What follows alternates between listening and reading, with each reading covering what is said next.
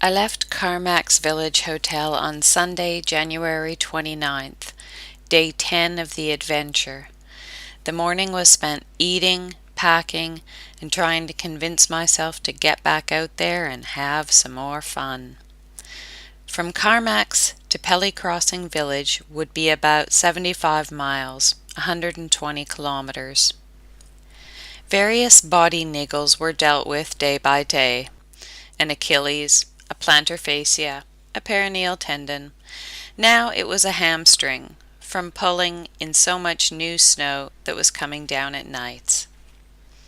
My surprise of the day was seeing a family go by on snowmobiles, 8 kilometers from town. They'd been out gathering firewood, undoubtedly for their home. Dad led, pulling the sled of wood. The dog ran beside. Dad was followed by, I kid you not, a 5-year-old boy on his own machine, followed by a 7-year-old girl. Then Mum. Mum pulled a sled too, and in the back of hers was a 2-year-old boy sitting stiffly, totally rugged up in a snowsuit.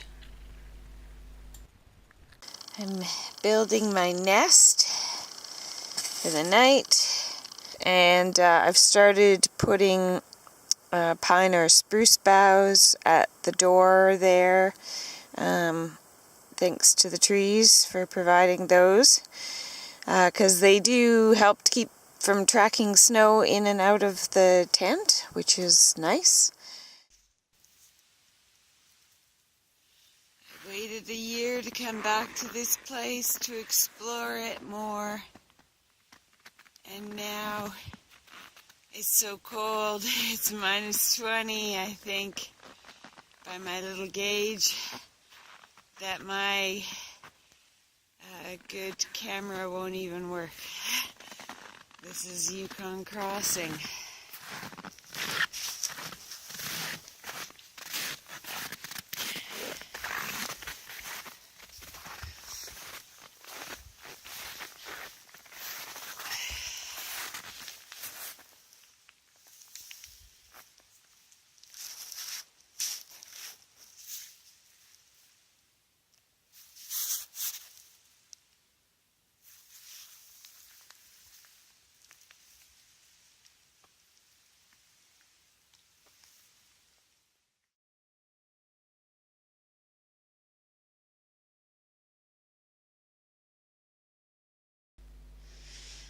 I hiked in a wall of trees most of that day, unable to feel the warmth of the low sun in the winter sky.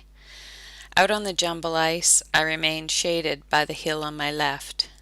I made camp 4 kilometers before McCabe Creek. The campfire was hard to maintain because I was surrounded by poplar trees. There was no good dead pine to scavenge on the ground. Poplar just burns too fast. It was minus 28. Setting up the tent was slow, as I couldn't remove the heavy gloves and risk touching anything frozen. My stove was hard to light because the fuel was so thick. Dinner consisted of dry granola. My Udo's oil was too frozen to pour easily, so I just couldn't be bothered. One thermos lid froze to the bottle, and I had to use the fire to thaw it. I slept with my pee bottle close to my neck as usual, yet it still froze solid.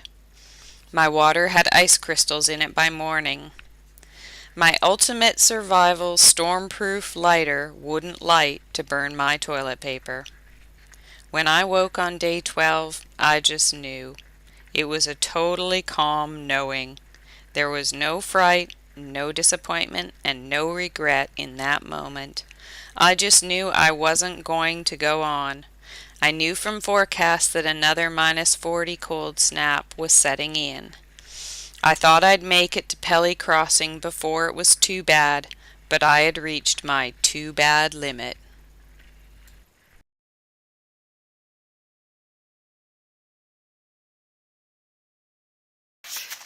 It's my last day, as I've decided, and I can't even take a proper video.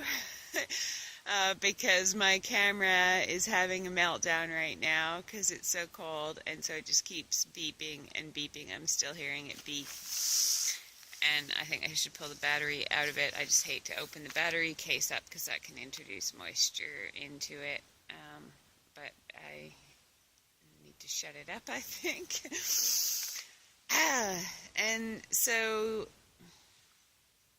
yes, it's my last day, and I am not feeling particularly dramatic or anything, and it's a beautiful morning. Maybe I'll have something better to say later. I'm coming off of the Yukon River one last time.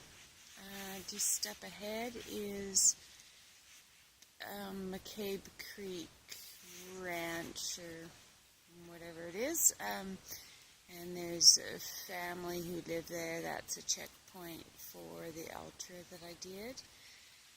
I don't know if they're actually there or not, but it's a highway junction as well, so whether or not they're there, I can get up onto the Klondike Highway, and then from there it's left or right, either to Dawson City or the Pelly Crossing Way, that's one direction, or towards back, the other direction is back towards Carmack's, Braeburn, and Whitehorse. And I don't know which way I'm going yet. I'm okay with that. I'm going to gather some information. I'm thinking about spending a few days in a cabin somewhere. There's certainly a melancholy feeling to coming off of the trail, especially when the day picks up and it starts to warm up again. It always seems so hopeful, but I know more cold weather just keeps coming, and cold nights, and I want to savor and not survive, and winter here is when people build cabins and rug up, and that's for good reason. And to keep trying to endure through the times when it gets really intensely cold like that. That is a survivor kind of expedition, and it's not my kind of expedition. I'll leave that to others. At McCabe Creek, I'm encouraged to contact the Quest volunteer coordinator. She's thrilled to have me help at Carmack's, then Pelly Crossing, then Dawson. A group of Canadian Rangers passes through on snowmobiles whilst I'm there. They're checking the Quest trail conditions before the sled dog race starts. With a plan, I head out to the highway, pointed south. Meeting those three rangers, along with Alaskan-born Earl Rolfe, proves to be very fortuitous later. Here I am in the Carmack's Hotel for the second time. I am drying out some gear at the end of day 12. So my very wet tent, as a result of condensation from breathing in it, and there's my pee bottle. The pee is still frozen in it. You needed to know that. Logistics, because I am going to go volunteer for the Quest now for a few days when it starts, and then looking at the possibility of doing a section of trail around Dawson still when the Quest is done, if the weather is agreeable for that, and a pair of shoes that I am drying out, the collar of the jacket. My Udo's oil is finally thawing out. I can put that in the fridge now, I guess. It was in quite a block. And so I'm going to go do some laundry, and then I have a mystery few days before I start working for free for the Quest.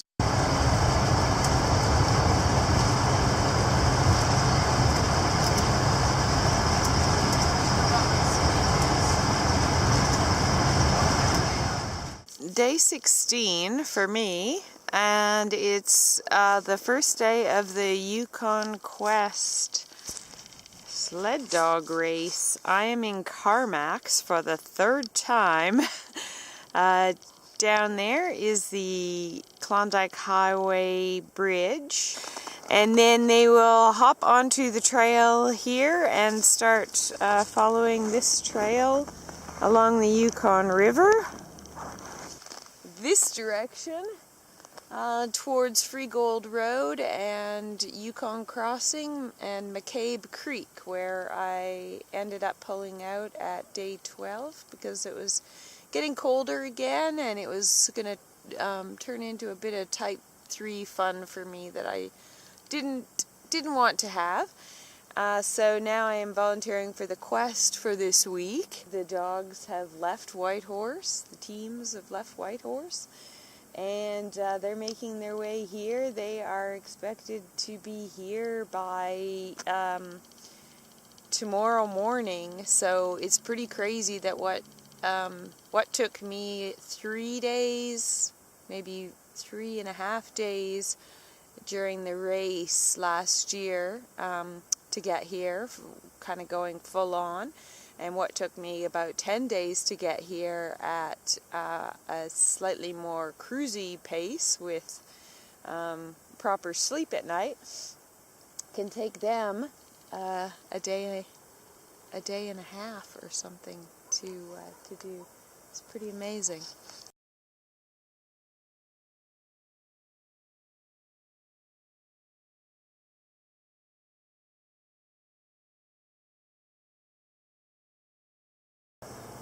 This is Introvert in Action. I am upstairs at the Recreation Hall in Carmax.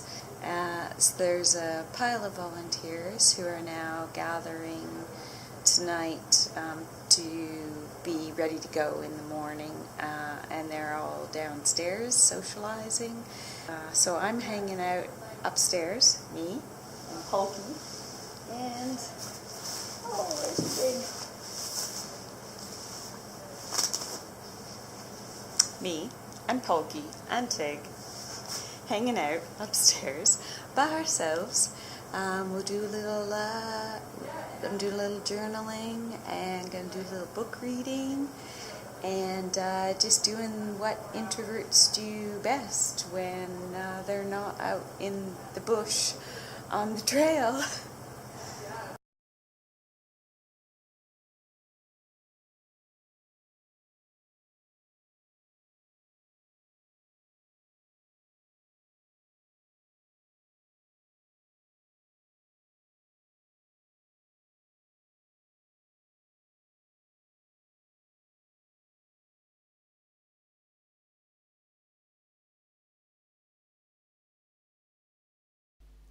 Frigid day blended into frigid night and back into frigid day.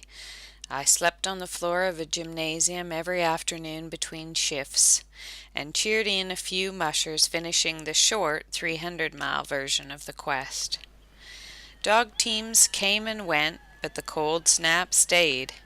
When the checkpoint finally closed, I checked myself into the 4-room motel attached to the petrol station in the village.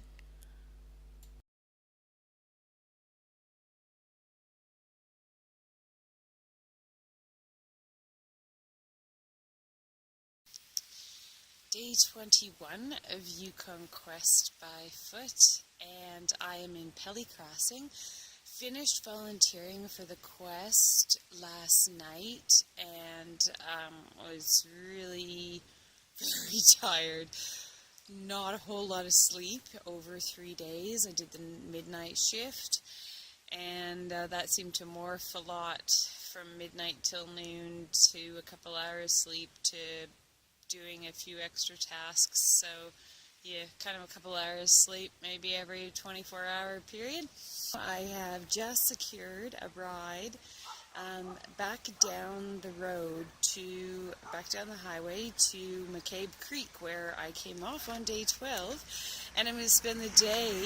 It'll be a full day. I expect maybe 12 hours, so I'll still be hauling all my gear, because that is a safety thing too. I don't want to take the chance, not taking my tent and my sleeping bag and everything in case something was to happen. So I will take everything, but I will not take 10 days of food.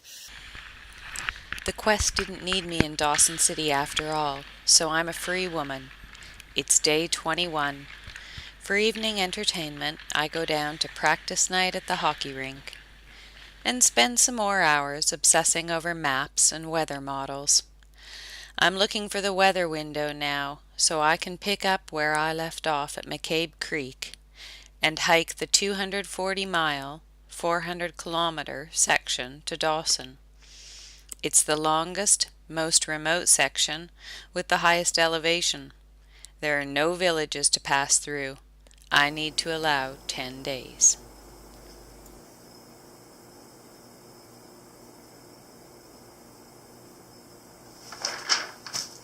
Strategic tip for through hiking in the winter.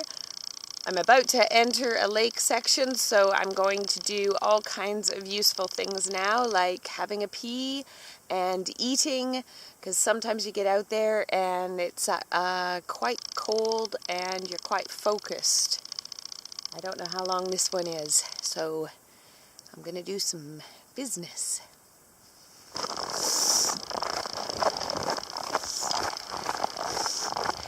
The temperature is actually quite mild, as evidenced by the light layers I have on right now. It's just that there's a little bit of a north wind that really quite bites on the chin and the cheeks.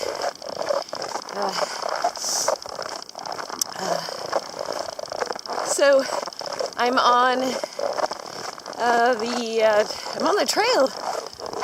Oh my goodness, I'm on the trail. And I've had an incredible adventure in volunteering for the Quest. That came as a complete surprise, obviously, to me. And it worked out really, really well, because it gave me a super insight into the world of the mushers. I met some amazing people. Wow, that tribe of people. And they love their dogs. And they love their wilderness. The weather looked mild enough. Again, this minus 40 snap is breaking finally. So I got a ride down to McCabe.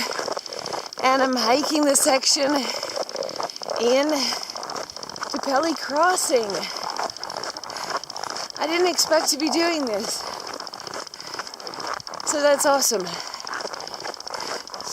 I'd like to think I'm becoming, more flexible and all that, because this whole trip has been all about flexibility. Since the Quest had passed, the trail was littered with dog booties that had fallen off of speedy dog paws. Tigger and I tried to collect all the colors. I gave them a good rinse in the floor of the shower. A few were a bit too dirty to be collected. Closely inspecting one even suggested that some wild animal had come along and pooed on it. Was that a territorial thing, I wondered? My answer came many days later, when I learned that the dog's feet are often coated in paw wax, a protective salve made with things like palm and coconut oil and shea butter.